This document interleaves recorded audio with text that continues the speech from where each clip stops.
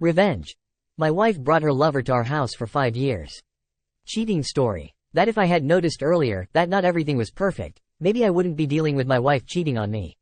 Our team leader, John Spraggs, congratulated us on launching the private eye satellite. He said it was time to start the real work and test what the satellite could do. John's job was to suggest projects to NASA and convince people to fund them.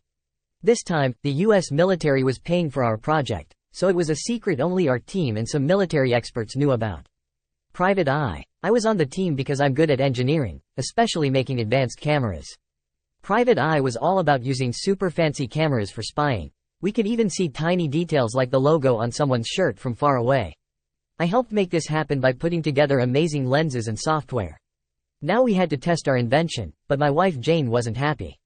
She didn't like how much time I spent at work. She wanted me to go to a party with her, but I had to work late. She always complained when I missed events with her friends, who called me the absent geek, even though it didn't happen often. Jane often went out socializing without me, even though she complained when I didn't go with her. I think she actually liked having me stay home because I cramp her style. She liked to talk to lots of people, especially rich, popular, and good-looking ones. I tried to warn her that some people might not like how she acted, especially if they were married or dating someone else, but she just laughed and said it was all harmless fun. Our life together has been a bit boring since our 2 kids moved out. Mary and Bruce are both in college now studying aeronautical engineering. We got along well as a family, and I really loved them. They were smart, friendly, and responsible. It looks like our kids got some of Jane's social skills. Jane wasn't too happy that both of them chose careers similar to mine, but oh well, what can you do? Jane has always stayed home to take care of the kids because my job paid enough for us to live comfortably. She's always been into social stuff like fancy clothes, big parties, and keeping up with what's cool. I really love Jane. We balance each other out well. She's outgoing and lively, while I'm more quiet and think things through. Our relationship worked well with me focusing on work and Jane taking care of family stuff. It was especially good when the kids were still at home. Lately, I've noticed some problems in our marriage. I know that working more has been a part of it, but I also feel like Jane has needs that aren't being met. She seems unhappy without our kids around like they used to be. Our intimate life hasn't been very exciting either. I've tried to make things more interesting over the years, but Jane hasn't seemed too interested. "Bill, come look at this." Brian, my second in command, called out. "These cameras are just starting up and the picture quality is amazing.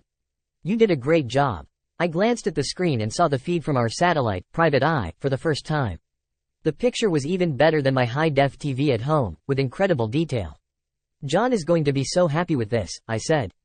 Over the next few hours, we tested all the camera's movements as the satellite flew over different parts of the country. I thought about how lucky it was that the public didn't know about this. They would be upset if they knew how much detail the camera could capture.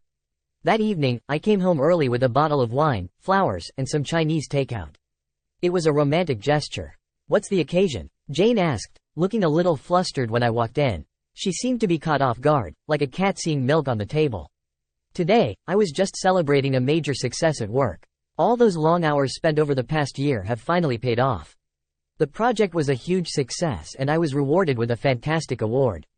No more late nights in the future. Now I hope to stick to the usual routine from 8 to 5 o'clock, I proudly announced, kissing and hugging her. She hesitated. When I went to kiss her and she turned her head, so I only kissed her cheek. "This is great news, Bill," she said quickly, going to the kitchen. "I'll be right back. I just need to quickly clean up something." "I'm sorry, I didn't expect you to be home so soon. Usually by the time you get home, I've already finished all the chores. Could you set the table then?" She disappeared, leaving me with the flowers, wine, and food. So, I made dinner, poured 2 glasses of wine, and put the flowers in a vase before she came back. She quickly took a shower, brushed her teeth, and tidied up. "Thank you, honey," she said. "I just had to start the washing machine." Wow, pork with sweet and sour sauce, my favorite. We enjoyed our meal, drank wine, and later went to bed like we usually do. We both had a good time and then fell asleep. But even though everything seemed normal, I couldn't shake the feeling that something wasn't right about that night. The next day at work, I kept testing the satellite as usual. On a whim, I asked Brian to point it at our neighborhood. If we were going to spy on anything, I wanted it to be our own house. I felt a bit guilty about looking so closely at other people's homes. As our house came into view, I noticed every little detail, the pool, the trees, the fence that needed fixing, the broken roof tile, and even the part of the lawn where I accidentally used W. D key. instead of fertilizer. And there was our driveway, with a brown Porsche parked in the garage. Nice car, Brian said.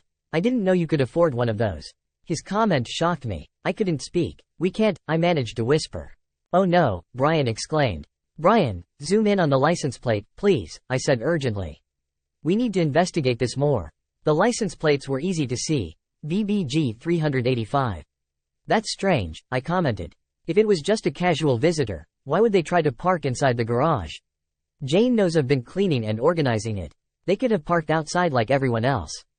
Sorry Brian. Please keep this to yourself. I need to deal with it. He looked apologetic as he said, go and do what you need to do, Bill.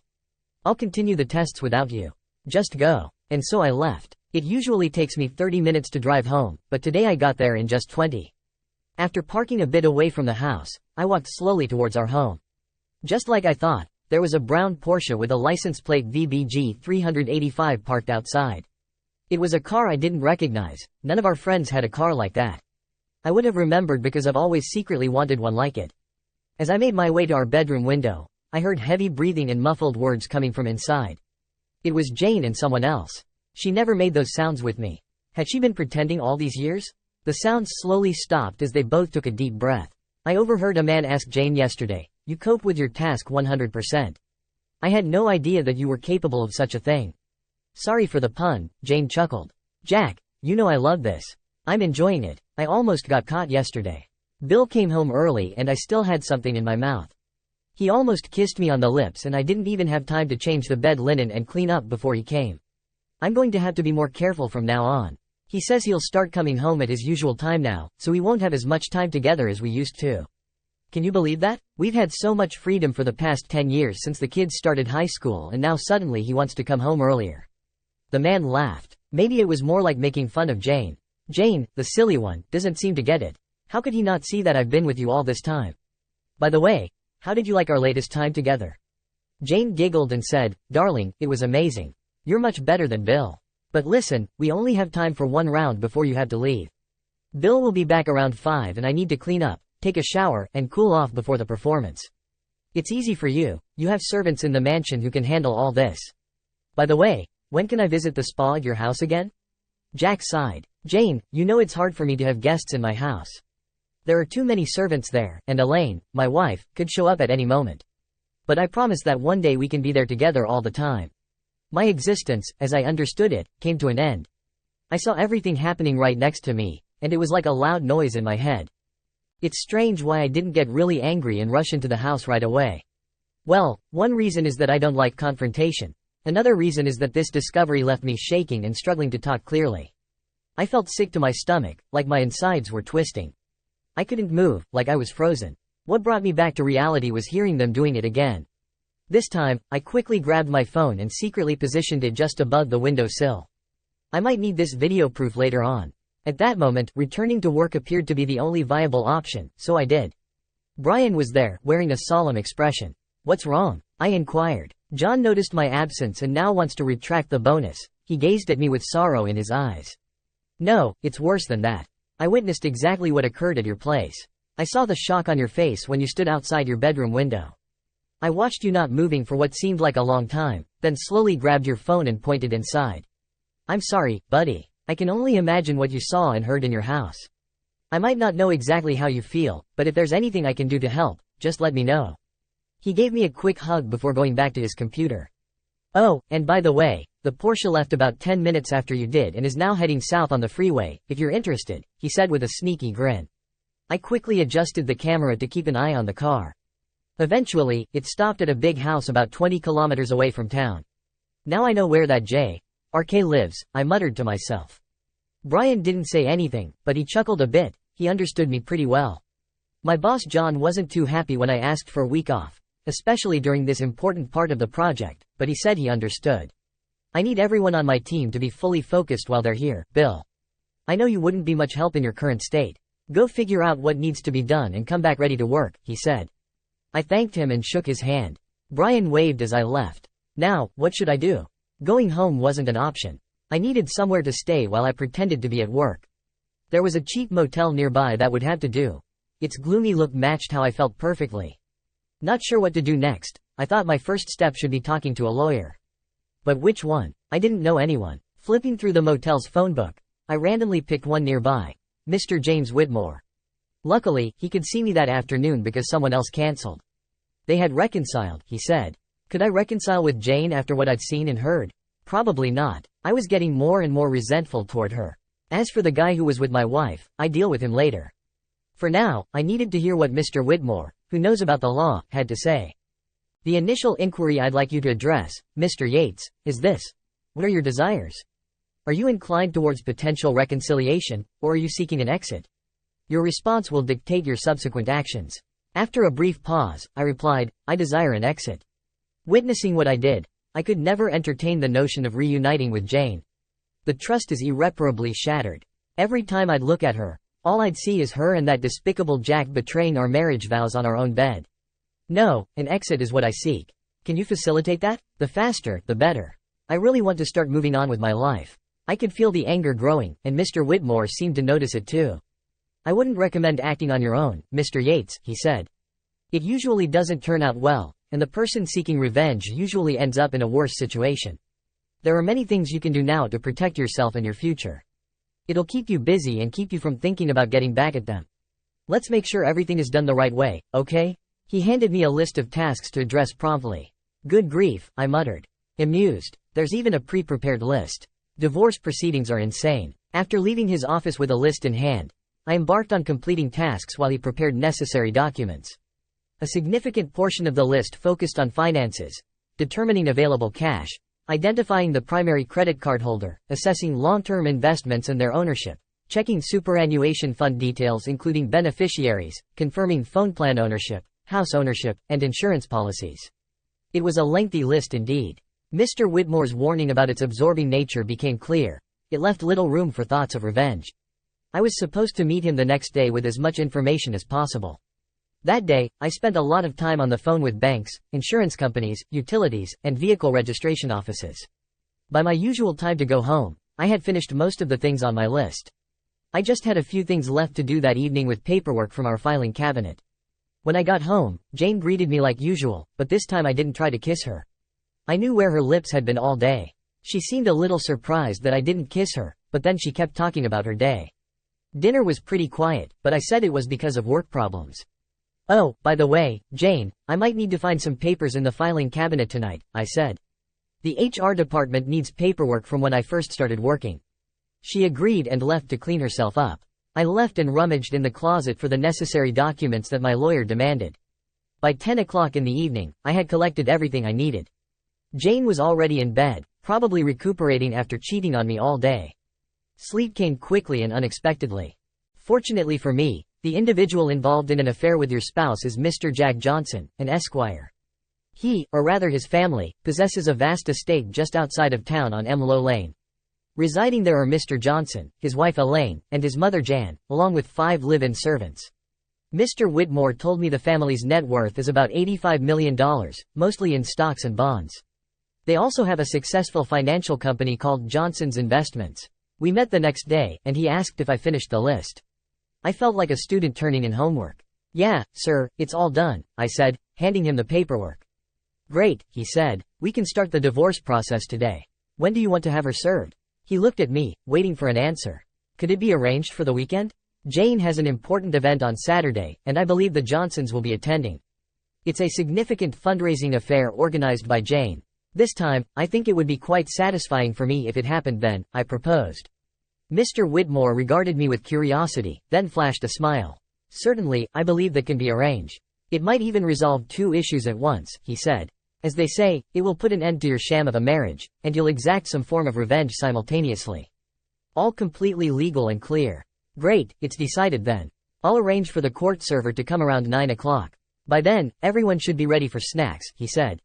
He stood up, shook my hand, and I left. Jane seemed more excited about this event than any I've seen her plan before. There will be lots of important guests, Jack, she said eagerly. Are you coming? You don't have to if you don't want to. I thought to myself, well, isn't that interesting? She doesn't want me there because her lover will be there. I looked straight at her and said, thanks, Jane. I don't think he'll come this time. She seemed relieved, almost visibly. I could see it in her eyes. "What a shame, maybe next time," she said with her mouth, but her eyes communicated, "Thank goodness." Fortunately for me, Jane was occupied for the remainder of the week with various tasks and appointments. With all her organizing and arranging, I wondered how she'd find time for any extracurricular activities, especially with that scoundrel Jack.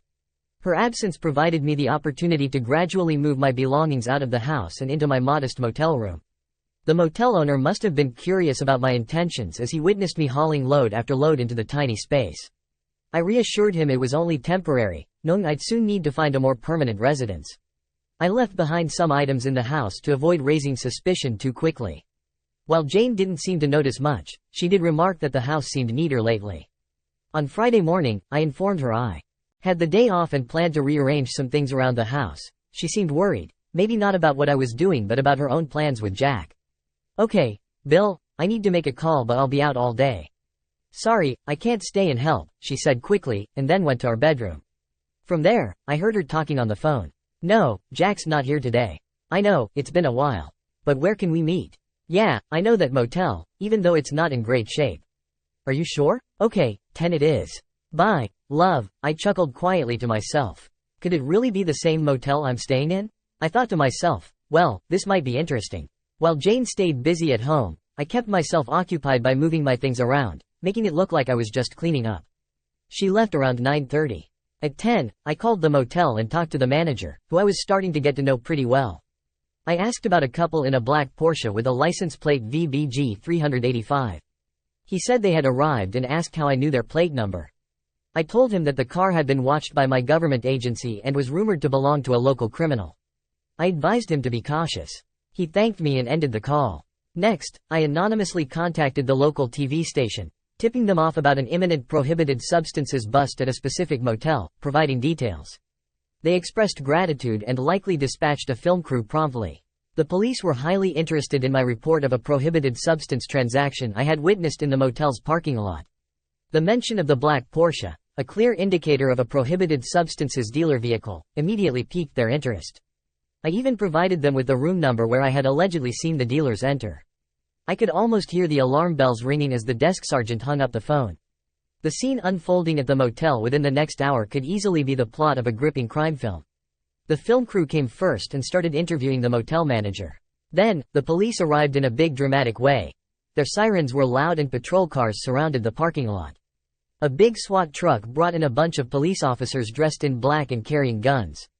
They quickly got into position around the door of the motel room where Jack and Jane were doing bad stuff.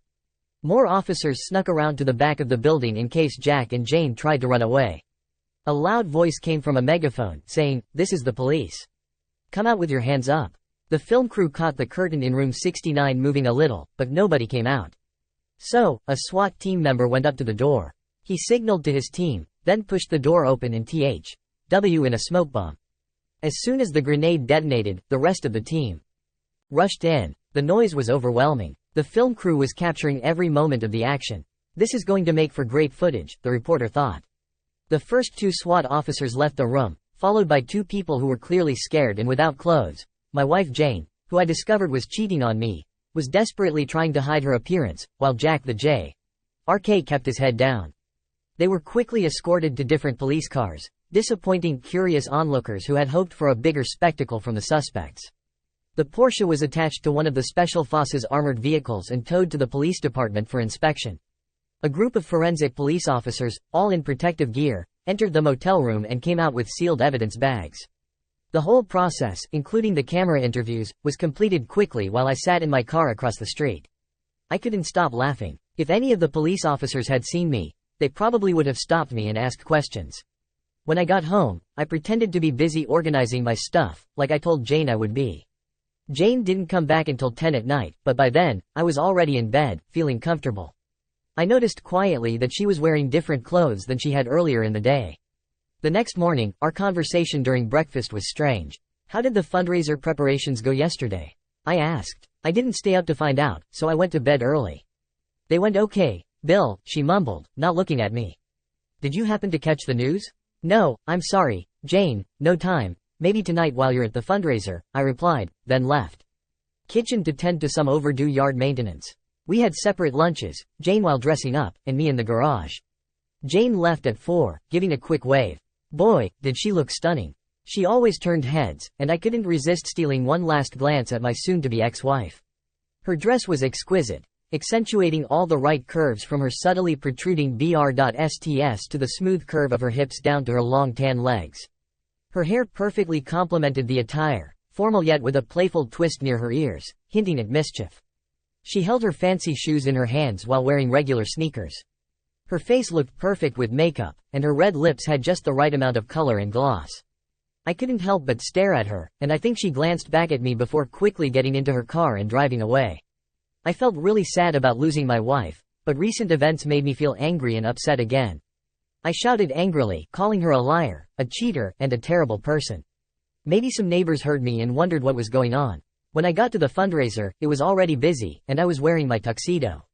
The doorman let me in right away, showing that all the important guests were already there and sitting where they were supposed to. I found an empty seat in the back corner of the room and sat down. I made sure to sit behind a big woman so no one would notice me. As the waiter brought me my first bourbon of the night, I couldn't help but wonder if this drink would be popular with a wreath out. I messaged the dubious individual I had enlisted 2 days prior, signaling my readiness and prompting him to be prepared. Ladies and gentlemen, to kick off tonight's festivities, I'd like to recognize the incredible individuals behind it all. So, I invite you all to raise your glasses as we acknowledge Mr. Jack Johnson, Esquire, and his dedicated coordinator, Mrs. Jane Yates. Let's give them a round of applause. As the announcement was made, large screens illuminated with close-up portraits of the 2 honorees placed strategically around the hall. The monitors ensured that everyone could witness in high definition what was occurring at the main table's center, where Jane and Jack stood. Live cameras alternated between their faces, capturing the moment. Jack had his arm around Jane's waist, and she rested her hand on his shoulder, showing a closeness between them. I was really angry, but instead of yelling at them, I sent a calm text message saying, "Go." The person hosting the event was talking about how good Jack and Jane were and was about to toast them when suddenly everyone went quiet. People started gasping and saying things like, "Oh no," and, "Oh my God." They started accusing Jack of cheating and being unfaithful. Jack and Jane weren't paying attention until they looked at one of the screens. Jane covered her mouth in shock and turned pale. She leaned back in her chair, resting her head on the table and almost spilling a glass of wine.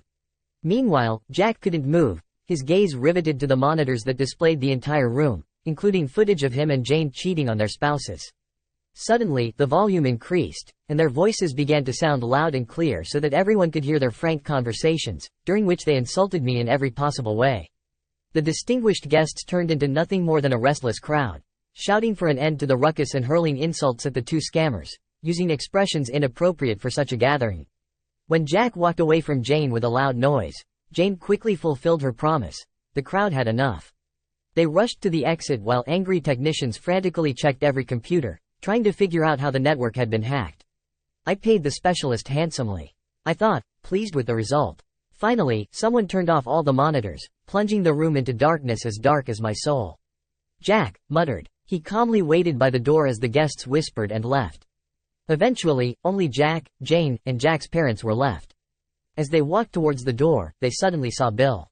"Hi, Jane," said Bill, handing her a yellow envelope. Jane took it without thinking. Before she could react, Bill took a picture with his camera. Then he gave a similar envelope to Jack, who held it like it was dangerous. Another picture was taken. Now Bill had proof that both Jack and Jane had been given official notices. That should have been enough. That Bill couldn't resist. He clenched his fists and hit Jack in the face. He knew his hand would be sore for weeks, yet at that moment, the satisfaction on his face eclipsed any pain. Jack crumpled to the ground, prompting cries from his parents as they rushed to his side, checking if he was still breathing. He was. Well, I won't be facing M.dir charges, Bill thought, relieved. Jack's father stood tall and approached Bill. "Oh," Bill thought, "I'm in trouble now. Son, you've just done what I should have done to this sorry excuse for a son years ago. I apologize for his actions towards you and your marriage. We'll talk later once I've sorted out this idiot," he said firmly, "whether it's taking him home or to the hospital." With that, he guided Jack out of the building. Jane was left standing alone. She tried to look at Bill but couldn't. She felt overwhelmed with shame and guilt. She fell to the floor, crying uncontrollably. Through her tears, she kept saying, "I'm sorry, I'm sorry." I looked down at her with a serious face and said, "You're not sorry at all. The way you treated me in our marriage shows you don't really feel bad." You've only been deceitful, lied, cheated, and betrayed me. I can't fathom any justification for your actions, nor do I care to hear them, as it would mean listening to the lies that spill from your lips. Lips that have kissed away the evidence of your unfaithfulness. How you explain your behavior to our children is your responsibility now. I've already spoken to them and explained why I'm leaving you. They were skeptical until I showed them evidence from the event your affluent friends attended tonight. Your parents are also disappointed and eager to talk to you. If you want to go back to the house, do so, but it's no longer my home. It's no longer a home. I now see it as a home of infidelity where you were the central figure. The neighbors are aware now too, thanks to the flashy car parked there. They might have something to say to you. If you need to talk to me, talk to my lawyer. You made your choices, now you have to deal with the consequences, I said, my voice getting louder with each word. It was a way for me to let out the anger and hatred I felt. I left her there on the floor, feeling broken, much like my heart was after finding out about what I thought was a strong marriage. 3 months later, Jack's dad asked to meet me at his house. I was curious, so I said yes. He didn't waste any time. Mr. Yates, thank you for coming. It took me a while to ask you, but I wanted to tell you what's happened since everything came out. I've taken Jack out of my will, and he knows about it from our lawyer. The Porsche has a new owner, one of my nieces who's studying law, he said. He stopped for a moment, seeing that I agreed with him, but punishing my son won't fix the hurt in your heart. I'm really sorry about that, even though I know I'm not to blame for what they did. I feel like I have to do something about it, he said. Then he gave me a sealed envelope. Wait until you're home, enjoying a bourbon, before you open it, he said. He shook my hand and walked me to the door. You're always welcome here if you ever need to come back, he said. The door closed behind me, and then I heard another sound. With the bourbon in my hand, I opened the envelope and found the check.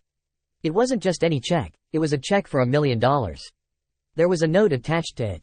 It said, Bill, we both know what your wife did, getting involved with my son for money.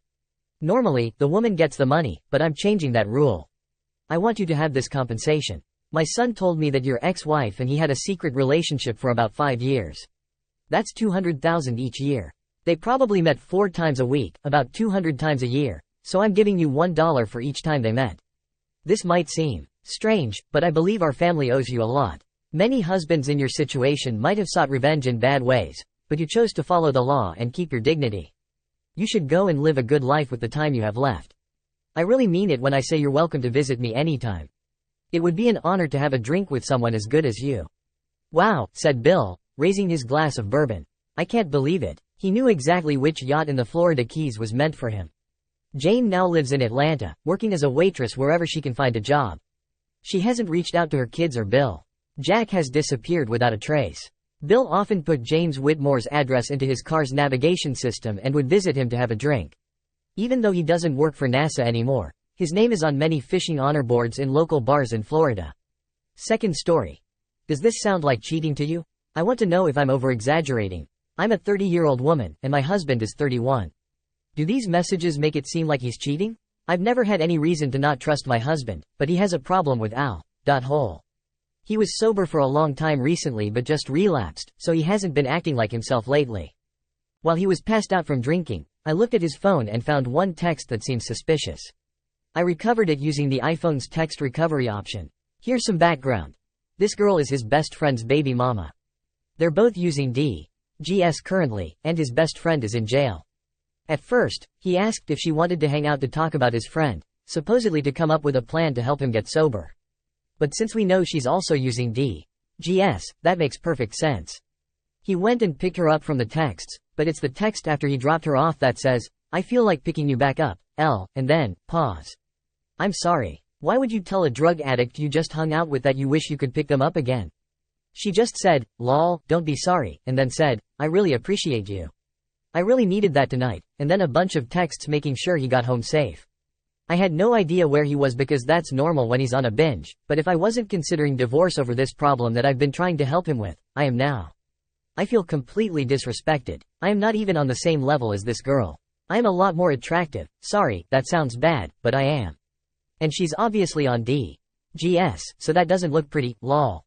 I also am a great mom. I have a great job and even make significantly more than my husband. This woman doesn't even have custody of her kids because she did DGS while pregnant with the youngest one and got them all taken away. I'm disgusted. He told me he just picked her up and they went and drank at the bar. He was so NK he doesn't remember sending the text that seems incriminating and was at me for accusing him. But to me, even if nothing happened, how wrong is it to pick up and bring another woman to the bar in the middle of the night and have such a good time with her somehow that you text her telling her you wish you could pick her up again, all while having a wife at home taking care of your kids by herself? I also talked to her, and she said she would never do that to me or my family. We've been together for 12 years and have 2 kids. Please tell me if I'm over-exaggerating because according to him, I'm an idiot for thinking he would. But deleting the text and saying he wants to pick her up again is, to me, what incriminates him. Thanks for joining us on this chapter of Relation Tales. If you are moved by these stories, hit that subscribe button and ring the notification bell. Don't miss out on the upcoming emotional roller coaster of relationships. Your support means the world, and we can't wait to share more compelling tales with you. Until next time, remember, every relationship has a story worth telling. See you soon.